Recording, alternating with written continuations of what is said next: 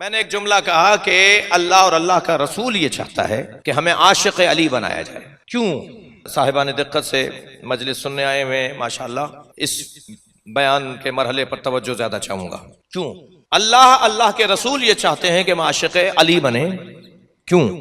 جتنا عشق علی میں اضافہ ہوگا، توجہ، جتنا عشق علی میں اضافہ ہوگا اتنا دوئیت ختم ہوگی اور وحدت بڑھے گی. میں لفظوں کو پھر دوبارہ، کیونکہ جو بات پہلی دفعہ کی جا رہی ہوتی ہے ذرا اس کو مجھے اجازت دیں کہ میں دوبارہ اسے سنبھل کے کہوں. جتنا عشق بڑھے گا مولا علی سے اتنی دوئیت ختم ہوگی. میں اس دوئیت کو، گنتی کو، جتنا عشق علی بڑھے گا اتنی گنتی ختم ہوگی. پہلا کون، دوسرا کون، تیسرا کون، یہ گنتی ختم کرو، علی ہے بس.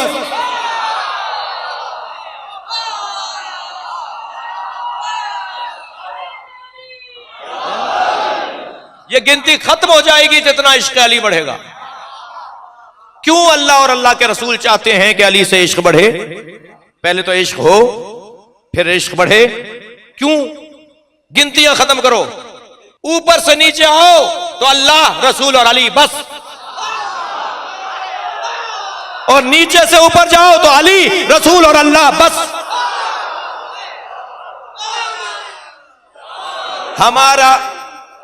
ہماری سیر، ہمارا سفر اگر نزولی ہو تب بھی گنتی علی پہ ختم،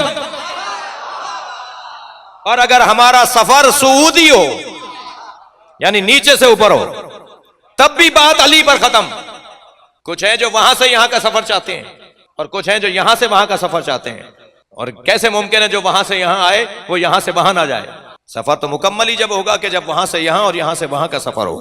البتہ انبیاء اور ائمہ کے لیے ان سفروں کے اندر کیفیتیں مختلف ہیں، مگر اتنا ضرور ہے کہ میں اپنے مضمون پہ آ رہا ہوں. عشق چاہتے ہیں اللہ اور اللہ کے رسول مولا علی سے. عشق کے لیے پہلا مرحلہ ذکر ہے. ذکر، کسی چیز سے عشق نہیں ہو سکتا جب تک پہلے اسے ذکر نہ کیا جائے. بھائی انہوں نے ایسا ذکر کیا کہ ہم تو اس کے عاشق ہو گئے، اتنا سجا کے عشق کی ذکر کیا کہ ہم تو اس کے عاشق ہو گئے. تو عشق کے لیے، عشق تک پہنچنے کے لیے پہلا مرحلہ ہے ذکر. ذکر نہیں ہے، تذکرہ ہی نہیں ہے، ذکر منزل نہیں ہے، ذکر ہدف نہیں ہے، ذکر کسی منزل تک لے جانے کا ذریعہ ہے. اس وقت جو ہم جس کیفیت میں نا، یہ ذکر ہے، یہ منزل نہیں ہے. بھائی 1 گھنٹے کی تقریر، 3 دن کی تقریر سنی، عشرہ سن لیا، 2.25 مہینے تقریریں سن لی، 2.25 مہینے اہل بیت کا ذکر سن لیا، عشق میں آگے آئے، اہل بیت سے قرب بڑھا. اگر اہل بیت سے قرب نہیں بڑھا تو اس کا مطلب ہے کہ ذکر رہا، عشق نہیں ہوا.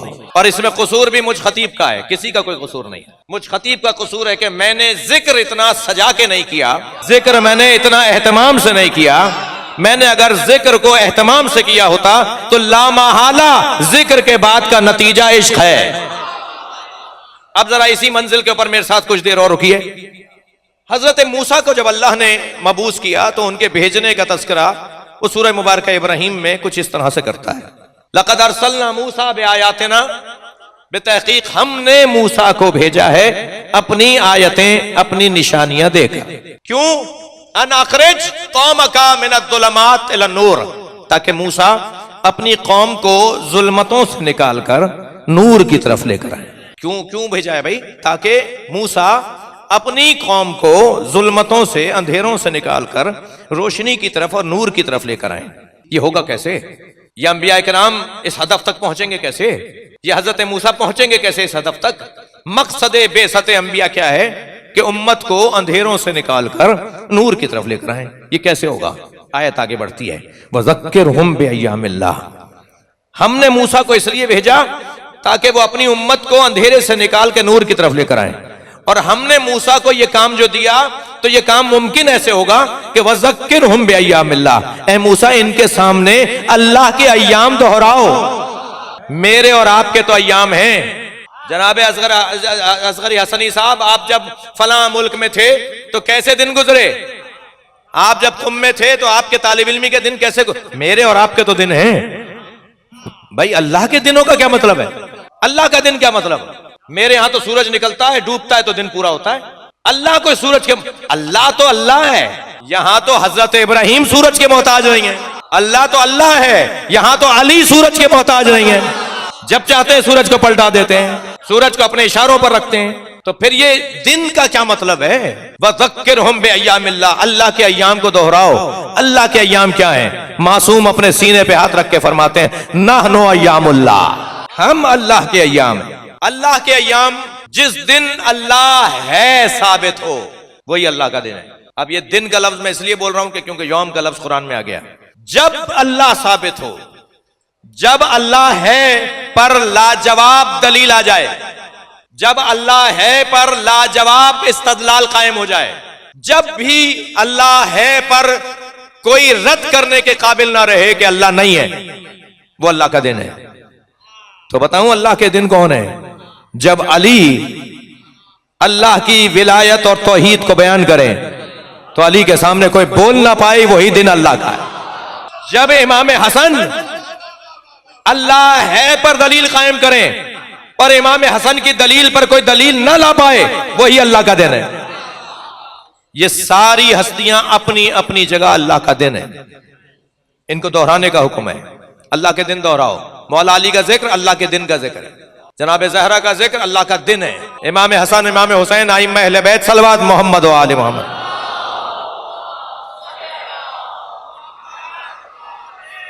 تو پہلا مرحلہ آپ کی توجہات کا ممنون، پہلا مرحلہ ذکر ہے، اور ذکر ہمیں مولا علی کا جتنا ہم ذکر کریں گے اتنا علی سے رغبت، علی کی معرفت بڑھے گی، معرفت بڑھے گی تو عشق بڑھے گا۔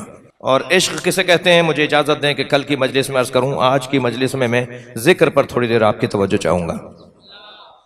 اللہ چاہتا ہے، رسول اللہ چاہتے ہیں کہ علی کا ذکر ہو۔ لو ان الاقلام اشجار، تھکے ہوئے تو نہیں آپ؟ اگر ساری دنیا کے درختوں کو قلم بنا دیا جائے، گردن ہلائیے بھائی، والبحار مداد، اور ساری دنیا کے سمندروں کو روشنائی بنا دیا جائے، والجن حساب، اور جنوں کو گنتی کرنے بٹھا دیا جائے، والانس کتاب، اور انسانوں کو لکھنے کے لیے بٹھا دیا جائے، ما احصو فضائل علی ابن ابی طالب، علی کے فضائل کو نہ جن حساب میں لا سکتے ہیں نہ انسان لکھ سکتے۔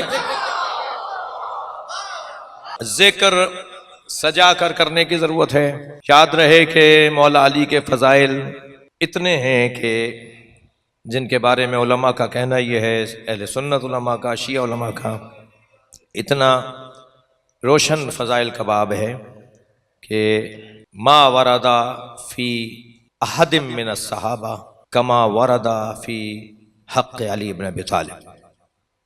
تمام صحابہ کرام کے بارے میں اتنا کچھ نہیں آیا جتنا اکیلے علی کی عظمت کا بیان اور اکیلے علی کی عظمت کو بیان کیا گیا۔